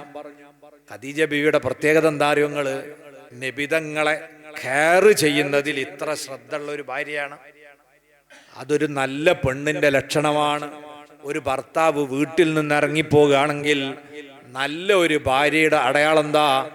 അവള് ഭർത്താവിനെ തടഞ്ഞു വെച്ച് ചോദിക്കും, നിങ്ങൾ എങ്ങോട്ടാ പോണത്, എന്തിനാ പോണത്, എപ്പോഴാ വരിക, ചോറ് നമ്മുടെ എത്തുവോ, ഇങ്ങനെ എല്ലാ ഡീറ്റെയിൽസും എടുക്കും നല്ല ഭാര്യമാർ. നമ്മളെ ആണുങ്ങളെ പൊതുവിൽ സ്വഭാവം എന്താ? നിങ്ങള് പിശുക്കന്മാരാണ്, പറയാൻ പിശുക്കാണ്. നമ്മളിറങ്ങിയിട്ട് പോരുക ചെയ്യാം. ഞാൻ ഇപ്പൊ വരട്ടോ എന്നറിയാം, ഏറിയാല് എടുക്ക അബടട്ടെന്ന് പറയും. ഒന്നും കൃത്യമായി പറയില്ല. എന്നാൽ നല്ല ബോധമുള്ള ഭാര്യമാരാണെങ്കിൽ ഒക്കെ ചോദിച്ച് മനസ്സിലാക്കും. അതെന്തിനാ നിങ്ങള് അവരെടുത്തുണ്ടാവണം ഇവരെ കുറിച്ചുള്ള എല്ലാ ഡീറ്റെയിൽസും. നമ്മൾ പോന്നതിന് ശേഷമായിരിക്കും ബദിരീങ്ങൾ ആണ്ടും പറഞ്ഞിട്ട് നമ്മളെ പുരയിലേക്ക് പള്ളി കമ്മിറ്റിക്കാർ വന്നിട്ടുണ്ടാവും. അപ്പൊ എന്താ നമ്മളെ പെണ്ണുങ്ങ പറയാണ്ട ഇപ്പൊ ഇവിടെ ഉണ്ടായിനി എടുക്കാൻ പോയെന്ന് അറിയില്ല. അതിപ്പോ എല്ലാവർക്കും അറിയില്ലേ. ഒരു ഭാര്യ പറയേണ്ട വിവരം എന്താ? ഭർത്താവിനെ കുറിച്ച് എല്ലാ വിവരം പറയണം. അങ്ങനെ ശ്രദ്ധിക്കണ ഭാര്യ ആയതുകൊണ്ടാണ് വീട്ടിൽ നിന്ന് ഇറങ്ങുമ്പം തന്നെ നബിതങ്ങളും ഖദീജ ഉണ്ടായിരുന്നെങ്കിൽ ഇപ്പൊ ഖദീജ ഉണ്ടായിരുന്നു. അപ്പോഴാണ് ഇതിനേക്കാൾ നല്ല ഭാര്യമാരെ നിങ്ങൾക്ക് അല്ലാഹ് തന്നിട്ടില്ലേ? അള്ളാഹിന്റെ റസൂല് പറഞ്ഞു, ഇല്ല ബിബി മാ അബ്ദലനി അല്ലാഹു ഖൈറം മിൻഹാ. ഖദീജ ബിവിയേക്കാൾ ഖൈറായ ഒരു ഭാര്യയെ അല്ലാഹു എനിക്ക് പകരം തന്നിട്ടില്ല. കാരണം ഇത് സ്വദ്ദഖത്നി, ഇത് കഫറനിയന്നാസ്. ജനങ്ങളെല്ലാവരും എൻ്റെ നുബുവത്തിനെ തള്ളിപ്പറഞ്ഞപ്പോൾ എന്നെ ആദ്യമായി വിശ്വസിച്ചത് എൻ്റെ ഖദീജയാണ്. അതേപോലെ തന്നെ അതാ എനിക്ക് വേണ്ടതെല്ലാം നൽകിയത് എൻ്റെ ഖദീജയാണ്. മറ്റുള്ളവരൊക്കെ എനിക്ക് ഉപരോധം ഏർപ്പെടുത്തി എല്ലാം തടഞ്ഞു വെച്ചപ്പോൾ മുഴുവൻ സമ്പത്തും എന്നെ ഏൽപ്പിച്ചവളാണ് എൻ്റെ ഖദീജ. മാത്രമല്ല ഭാര്യമാരിലൂടെ എനിക്ക് മക്കൾ ഉണ്ടായിട്ടുണ്ടെങ്കിൽ അതും ഖദീജയിലൂടെ മാത്രമേ ഉണ്ടായിട്ടുള്ളൂ. അതുകൊണ്ട് ഖദീജക്ക് പകരം വെക്കാൻ നിങ്ങൾ 100 ആയുസ് ഉണ്ടായിട്ടും കാര്യമില്ല. ഒറ്റ ഭാര്യ അതിന് പകരമില്ല. അത്രക്ക് റസൂലുള്ളാഹിക്ക് മഹബത്തായിരുന്നു മഹദിയോട്. ബദർ യുദ്ധത്തിലെ നബി സല്ലല്ലാഹു അലൈഹി വസല്ലം വേറൊരു മകളാണ് മൈമൂന ബീവി. ആ മൈമൂന ബീവിയുടെ ഭർത്താവ് അന്ന് ശത്രുപക്ഷത്താ. അദ്ദേഹം യുദ്ധത്തിന് പോരാനും തയ്യാറായില്ല. അബൂജഹൽ പിടിച്ചു കൊണ്ടുവന്നതാ, അബൂ റബീഅ. ആ സമയത്ത് യുദ്ധ തടവുകാരായി പിടിക്കപ്പെട്ടവരിൽ ഒരാൾ അദ്ദേഹം. നബിതങ്ങൾ ഇവരോടൊക്കെ അഫ്വ് ചെയ്യാൻ തീരുമാനിച്ചു. കൊല്ലണ്ട, ഫിദിയ അടച്ചാൽ ഓരൊക്കെ വെറുതെ വിടാം. അങ്ങനെ മക്കയിൽ നിന്ന് ബന്ധുക്കൾ ഓരോരുത്തർക്കുള്ള ഫിദിയ കൊടുത്തേക്കും, നബിതങ്ങൾ പോലെ വിട്ടേക്കും. അങ്ങനെ ഫിദിയ വന്ന കൂട്ടത്തിൽ റസൂലുള്ളാഹിന്റെ മരുമകനുള്ള ഫിദിയ വന്നു. കയ്യിലേക്ക് വന്ന് നോക്കുമ്പോതാ ഒരു മാല കയ്യിൽ വന്ന് വീണിരിക്കുന്നു. അള്ളാഹുവിന്റെ ഹബീബ് സ്വല്ലല്ലാഹു അലൈഹി വസല്ലം തങ്ങൾ ആ മാലയിലേക്ക് ഇങ്ങനെ നോക്കിയപ്പം അവിടത്തെ കണ്ണിൽ നിന്ന് വെള്ളം ഇങ്ങനെ ധാരധാരയായി ഒഴുകുകയാണ്. സ്വഹാബത്ത് ചോദിക്കുന്നു, മാ യുബ്കീക യാ റസൂലല്ലാഹ്, അള്ളാഹുവിന്റെ ദൂതരെ അവിടെ നിന്ന് എന്തിനാണ് കരയുന്നത്? അഷ്റഫുൽ ഖൽഖ് സ്വല്ലല്ലാഹു അലൈഹി വസല്ലം തങ്ങൾ പറഞ്ഞു, എൻ്റെ മകള് സൈനബിത ഈ മാല കൊടുത്തയച്ചിരിക്കുകയാണ് അവളെ ഭർത്താവിനെ വിമോചിപ്പിക്കാൻ. ഈ മാല ഏതാണെന്നറിയോ? എൻ്റെ പ്രിയതമ സൈനബിന്റെ ഉമ്മ ബീവി ഖദീജ റളിയല്ലാഹു അൻഹ ഏറെക്കാലം അവരെ കഴുത്തിൽ ധരിച്ചു നടന്ന മാലയാണ്. ആ ബീവിയെ എനിക്ക് ഓർമ്മ വരികയാണ്. നിങ്ങളൊക്കെ സമ്മതിക്കുകയാണെങ്കിൽ ഈ മാല ഞാൻ തിരിച്ചു കൊടുത്തോട്ടെ. ആലോചിച്ച് നോക്കി സഹോദരങ്ങളെ, വർഷങ്ങൾക്ക് ശേഷം അന്ന് ധരിച്ച മാല നബിതങ്ങൾ മറന്നിട്ടില്ല. ആ മാല കണ്ടപ്പം ബീബിനെ ഓർത്ത് കരയുകയാണ്. അവിടെ സ്വഹാബത്ത് പറഞ്ഞു, അത് മടക്കി കൊടുത്തേക്ക് നബിയെ, ആ മാല മകള് തന്നെ കയ്യിൽ സൂക്ഷിക്കട്ടെ. അങ്ങനെ അബൂ റബീഅനെ വെറുതെ വിട്ടു. അദ്ദേഹം പിന്നെ മുസ്ലിമായി തിരിച്ചു വന്നു. ഇങ്ങനെ നബിതങ്ങളുടെ സ്നേഹത്രയാണ്. ആയിഷ ബീവി പറയാണ്, സ്നേഹം ഇവിടെ അവസാനിച്ചില്ല. കാനൻ നബിയ്യു സ്വല്ലല്ലാഹു അലൈഹി വസല്ലം യുക്സിറു ദിക്റഹാ, എപ്പോഴും ഖദീജ ബീവിയുടെ മദ്ഹ് ഇങ്ങനെ പറയും. മരണപ്പെട്ടതിന് ശേഷം അവരെ മദ്ഹ് ഇങ്ങനെ പറയലാണ് പണി. എന്നിട്ടോ റുബ്ബമാ യദ്ബഹുശാ, പലപ്പോഴും ആടുകളെ കൊണ്ടുവന്ന് അറുക്കും.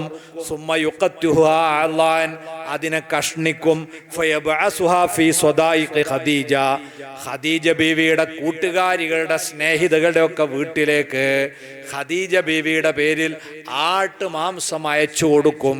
ഇതായിരുന്നു മുത്തുനബിയുടെ പതിവെന്ന് ഇമാം ബുഖാരി റിപ്പോർട്ട് ചെയ്യുന്നു.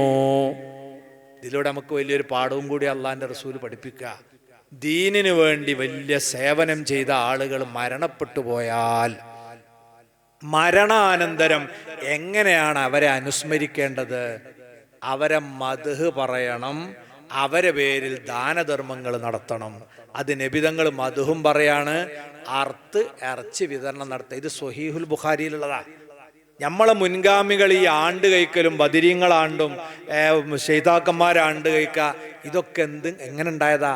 ഇതൊന്നും പ്രമാണങ്ങളില്ലാത്തതല്ല, പ്രമാണങ്ങളുള്ളതാ. ഇതെങ്ങനെ ചെയ്തപ്പോഴാണ് ബീവി ചോദിച്ചത്, അല്ല നബി എന്താ നിങ്ങൾ എപ്പോഴും ഖദീജ ബീവിന്റെ മധു പറഞ്ഞു ഓല പേര് ഇങ്ങനെ അർത്ഥം കൊടുക്കണത്? അപ്പോഴാ നബി തങ്ങൾ പറഞ്ഞു, ഇതുപോലെ ദീനിന് ഉപകാരപ്പെട്ട ഒരു പെണ്ണ് വേറെ ഉണ്ടായിട്ടില്ല ആയിഷ, അതുകൊണ്ടാണ് ഞാൻ ഇത് ചെയ്യണം. അപ്പൊ ദീനിന് ഉപകാരപ്പെട്ടവർ മരണപ്പെട്ടു പോയാൽ അവരെ നമ്മൾ മറക്കാൻ പാടില്ല. ബദരീങ്ങളെ നമ്മൾ അനുസ്മരിക്കണ അതിനു വേണ്ടിയാണ്. മുഹിയുദ്ദീൻ ശൈഖ് തങ്ങളെ അനുസ്മരിക്കണ അതിനു വേണ്ടിയാണ്. ഉലമാക്കള്, ശുഹദാക്കള്, ഓമാനൂര ശുഹദാക്കൾ, ഇവരൊക്കെ നമ്മൾ ഓർക്കണത് എന്തിനാ? അവർ ദീനിനു വേണ്ടി ത്യാഗം ചെയ്തവരാണ്. അവരെ ഓർക്കേണ്ടതിന്റെ രീതിശാസ്ത്രം അള്ളാന്റെ റസൂല് പഠിപ്പിച്ചതാണ്. അത് ബിദ്അത്തല്ല, അത് മഹബ്ബത്തിന്റെ ഭാഗമാണ്. അത് വലിയ പ്രതിഫലമുള്ള ഇബാദത്താണ്.